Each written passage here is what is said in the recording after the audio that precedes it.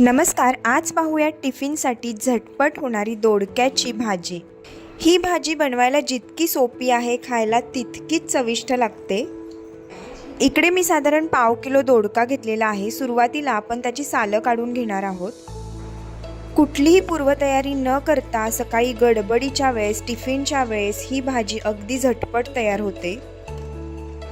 इकडे दोडक्याची सालं काढून झालेली आहेत। आता आपण दोडका चिरून घेणार आहोत।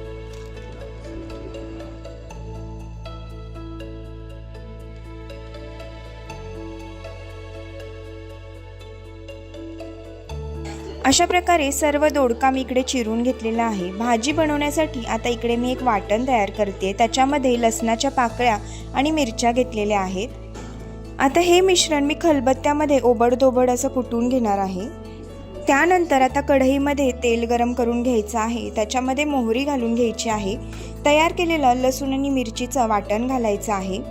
लसूण मिरची तेलावरती छान अशी परतून घ्यायची आहे। त्यानंतर याच्यामध्ये घालायचा आहे कढीपत्ता आणि लगेचच आपण याच्यामध्ये घालणार आहोत चिरून ठेवलेला दोडका।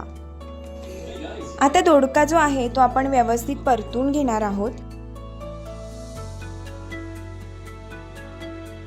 आता याच्यामध्ये घालायचं आहे हळद, हिंग, चवीनुसार मीठ आणि पुन्हा एकदा भाजी छान परतून घ्यायची आहे। आणि आता याच्यावरती झाकण ठेवून साधारण 5 ते 7 मिनिटं आपण दोडक्याच्या भाजीला वाफ काढून घेणार आहोत।